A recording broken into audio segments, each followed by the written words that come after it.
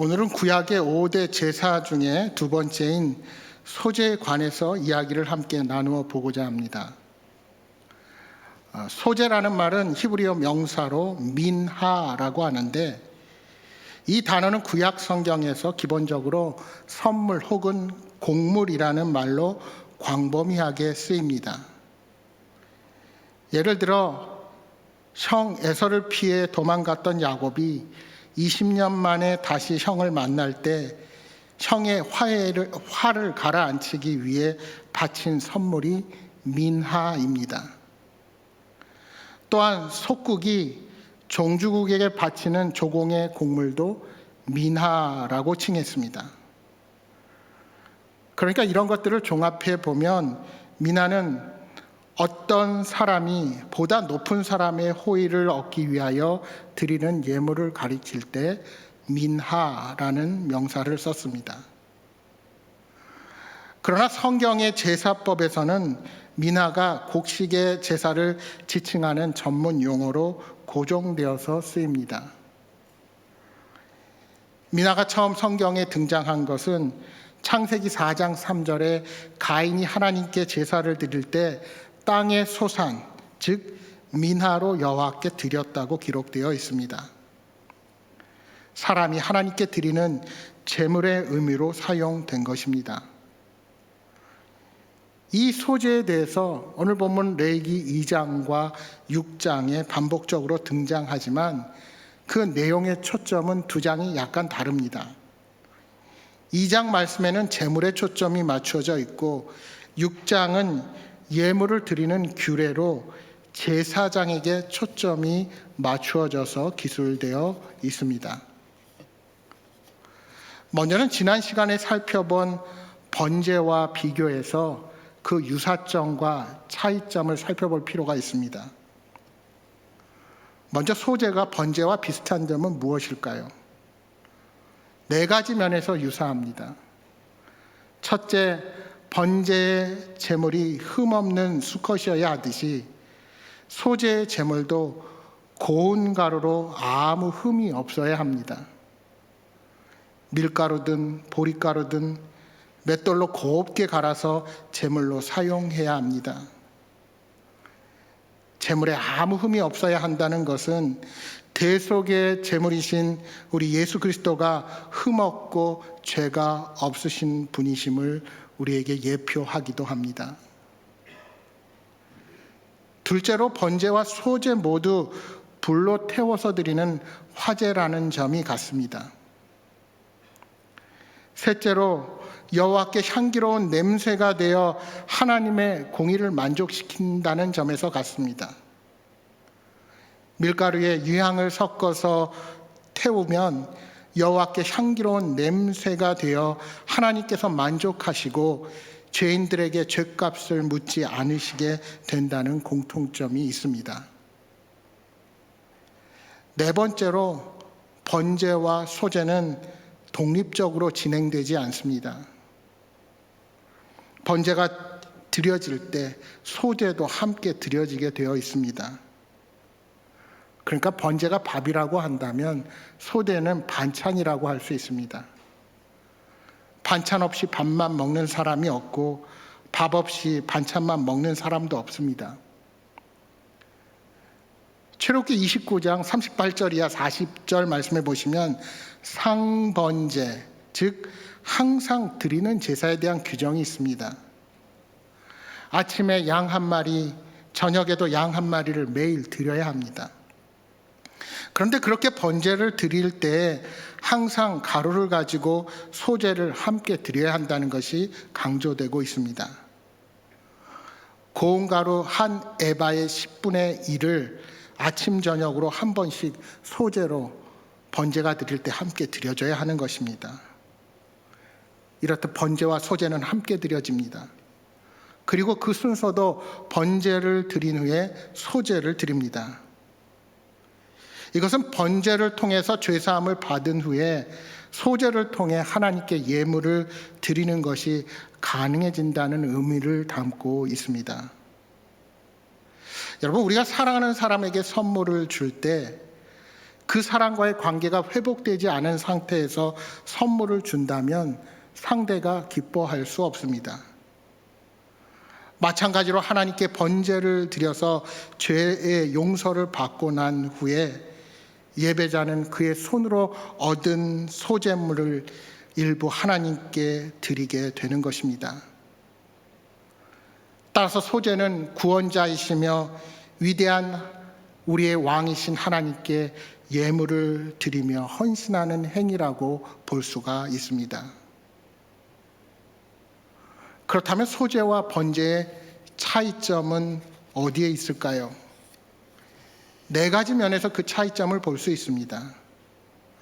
첫째로 번제의 제물은 가축이나 비둘기를 드렸지만 소제의 제물은 반드시 곡식의 가루여야 한다는 점입니다. 둘째로 번제는 피가 있는 제사이지만 소제는 피 흘림이 없는 제사입니다. 여러분 히브리서 9장 22절 말씀해 보시면 피 흘림이 없은즉 사함이 없느니라 하고 말씀합니다. 번제는 제물에 피 흘림이 있기에 죄사함이 목적이지만 소제는 죄사함이 목적이 아닌 이미 죄사함을 받은 사람이 하나님께 감사와 헌신을 드리도록 만드는데 그 목적을 가지고 있습니다. 셋째로 번제는 제물의 전체를 태워서 하나님께 드리지만 소제의 경우에는 두 가지가 다 있습니다. 레위기 6장에 기록된 소제는 일반 백성들이 드리는 소제와 또한 제사장 위임식 때 드리는 소제로 구분되어서 말씀하고 있습니다. 위임식의 경우에는 모든 소제를 다 태워버립니다. 그러나 일반 백성이 드리는 소제의 경우에는 일부는 태워서 향기로운 제물로 드리고 나머지는 제사장의 몫이 됩니다. 한 움큼 잡아서 태워드리는 부분은 기념물이라고 했습니다. 이 기념물은 하나님께 드리고 나머지는 제사장이 취하는 것입니다. 그래서 바울은 고린도전서 9장 13절 14절에 이렇게 말씀합니다. 성전에 일을 하는 이들은 성전에서 나는 것을 먹으며 제단에서 섬기는 이들은 제단과 함께 나누는 것을 너희가 알지 못하느냐. 이와 같이 주께서도 복음 전하는 자들이 복음으로 말미암아 살리라 명하셨느니라.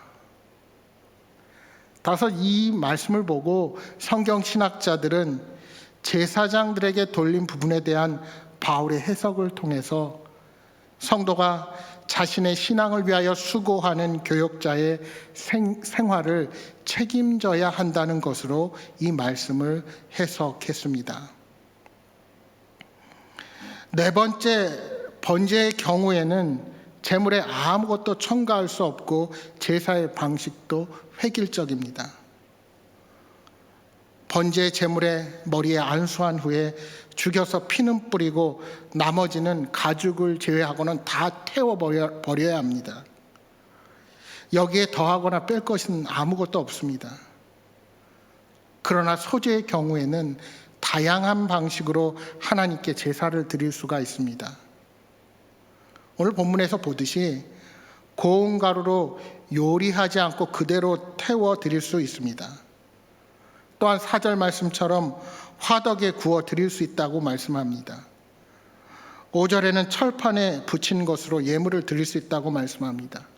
그리고 계속되는 말씀에서 삶거나 볶아서 드릴 수 있다고 말씀하십니다. 소제의 경우에는 고운 가루를 사용하되 다양한 요리법으로 하나님께 드릴 수 있는 것입니다. 그렇다면 소제를 드릴 수 있는 가장 기본적인 방법은 무엇입니까? 오늘 2장 1절 말씀처럼 그 고운 가루 한 움큼과 기름과 그 모든 유향을 취해 제단 위에서 태우는 것입니다. 먼저는 밀가루든지 보름가루이든지 거칠지 않은 고운 가루로 드려야 합니다. 여러분, 고운 가루가 된다는 것은 어떤 의미가 있을까요? 일단 밀이나 보리가 자라는 과정을 상상해 보십시오. 곡식은 농부의 땀의 결실입니다. 수고하지 않고 곡식을 거둬들일 수는 없습니다. 저는 농사를 지어본 적이 없기에 농부가 얼마나 수고해야 곡식을 거둬들이는지 말할 자격이 없습니다. 그러나 분명한 것은 이른 새벽부터 부지런히 몸을 움직이며 땀을 흘려야 한다는 것입니다. 곡식을 추수하기까지는 비바람을 맞아야 할 때도 있고 뜨거운 태양 아래서 땀을 흘려야 할 때도 있습니다. 그렇게 수고하여 얻은 곡식을 고운 가루로 내는 것입니다. 고운 가루는 부서져야 합니다. 절구에 넣고 찢던지 맷돌로 갈아야 합니다. 자연의 모습이 아닌 하나님께 최상의 것으로 드리기 위해 절구에 넣고 고운 가루가 되기까지 빻습니다. 더 부드럽게 하려면 그 찌은 것을 체에 받아 흔들어서 곱게 골라내기도 합니다. 결국 고운 가루가 된다고 하는 것은 수고하고 애써서 얻은 곡식이 완전히 부드러워져서 곱게 하나님께 드려지는 것입니다. 이처럼 예물을 드린 자의 최선의 노력으로 하나님께 최고의 선물을 드리는 것입니다. 또한 고운 가루가 된다는 것은 예수 그리스도가 하늘의 밀이 되어 대속의 제물로 순환을 겪어야 한다는 사실을 이 제사를 통해서 우리에게 보여줍니다. 요한복음 12장 24절에 우리 주님께서 말씀하십니다. 하늘의 밀이 땅에 떨어져 죽지 아니하면 하늘 그대로 있고 죽으면 많은 열매를 맺느니라. 죄 없는 예수 그리스도가 고난을 겪어야 한다는 것이 고운 가루가 상징하는 것입니다. 그렇게 우리 주님께서 우리를 위해서 희생하신 것 같이 오늘 우리들도 우리들의 욕심과 우리들의 이기심을 다 내려놓고 겸손하게 섬기며 복음을 위해 살아가야 합니다. 부드럽다는 것은 거친 것이 없다는 뜻입니다. 거친 곡식 나달과 같은 우리들의 모습이 맷돌과 절구에 갈아지고 찧어져서 고운 가루처럼 변화해야 합니다. 여러분은 하나님 앞에 소재로 드려지기에 합당하지 않은 거친 모습이 있지는 않으십니까? 우리들의 거친 성격, 거친 언어, 거친 행동, 거친 생각 등 이러한 삶의 모난 부분들을 부드럽게 바꾸어야 합니다. 오늘 우리들의 모습이 고운 가루처럼 되어야 하나님께 드리는 우리의 예배가 하나님을 기쁘시게 할 수 있는 것입니다. 다른 사람들이 나와 대화를 나누거나 함께 일하면서 쉽게 느끼는 거친 것들이 없습니까? 그런 것들이 있다면 우리는 고운 가루가 되어야 합니다. 그래야 내가 소재로 드려져서 하나님을 향한 감사와 헌신으로 지금보다 하나님을 더 기쁘시게 할 수 있는 것입니다. 두 번째로 소재를 드리는 방법은 기름을 넣어 드리는 것입니다. 고운 가루를 예물로 삼아 그 위에 기름을 붓습니다. 여기서 말하는 기름은 감람류, 우리가 아는 올리브 나무의 기름입니다. 고운 가루 속에 기름이 속속 배어 들어가도록 만드는 것입니다. 기름은 또한 성령을 상징합니다. 따라서 기름을 붓는다는 말은 성령의 충만함을 말하기도 합니다.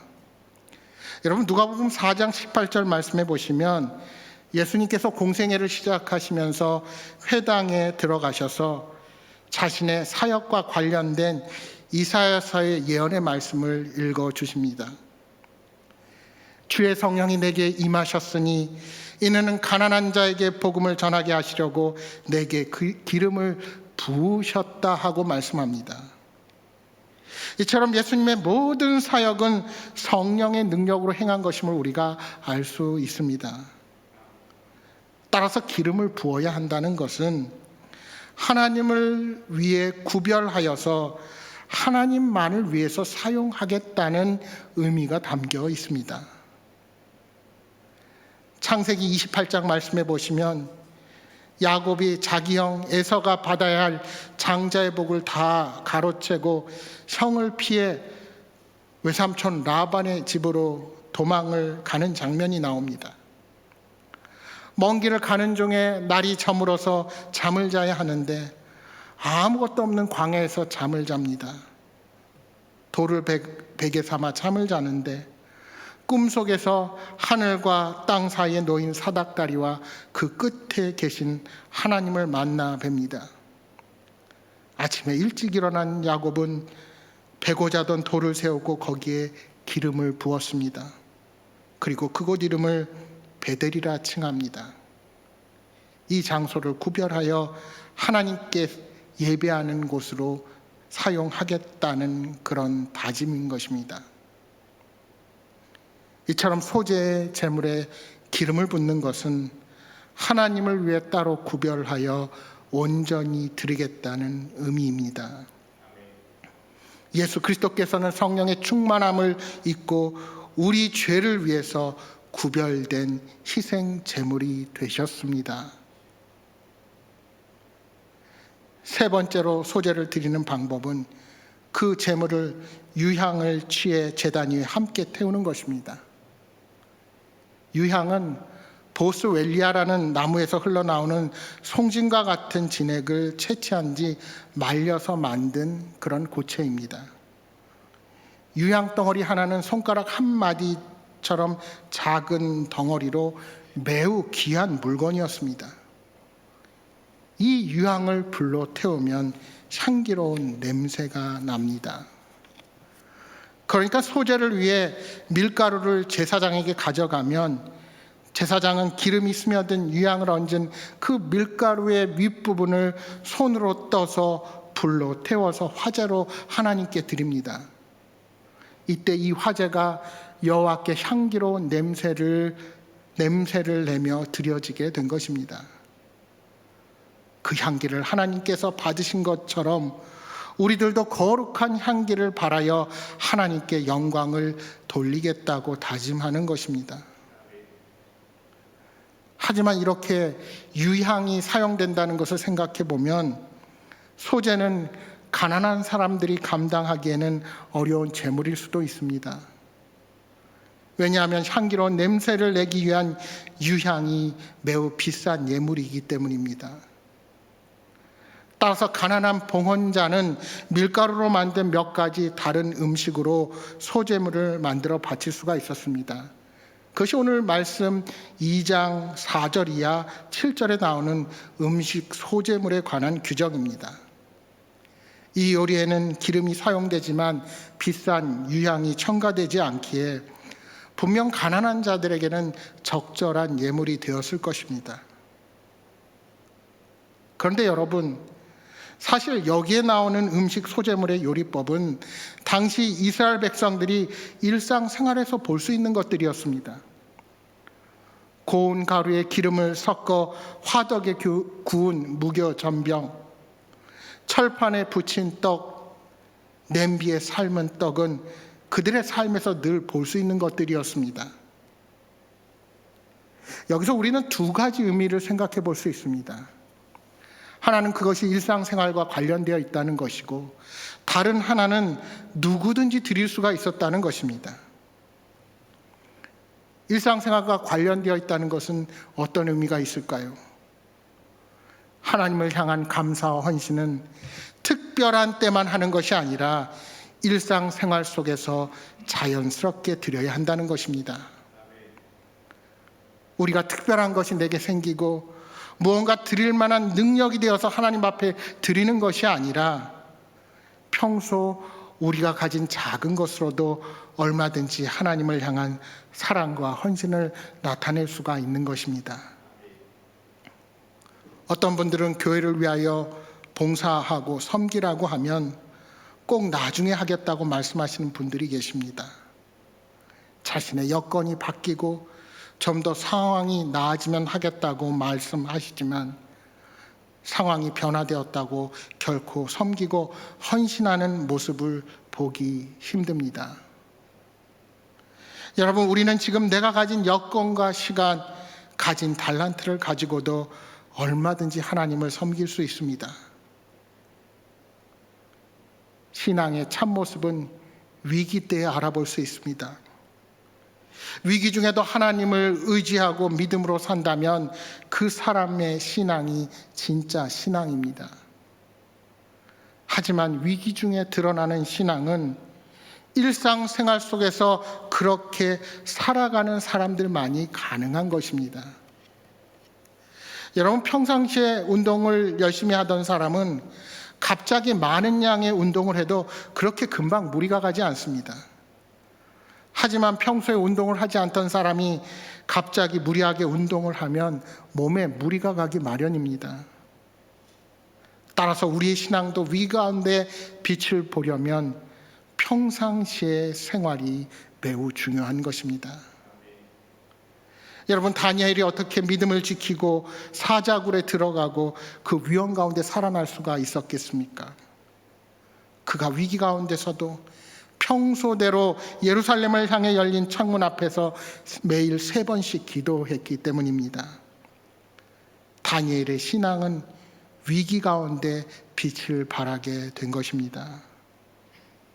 오늘 우리의 거룩한 삶도 하루아침에 완성될 수 없습니다.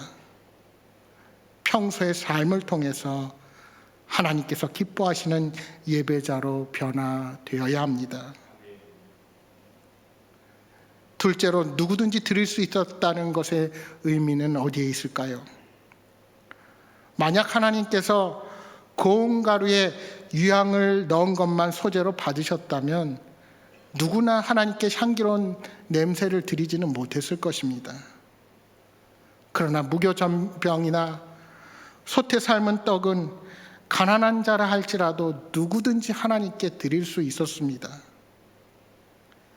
여러분, 신앙생활은 특별한 사람만 하는 것이 아닙니다.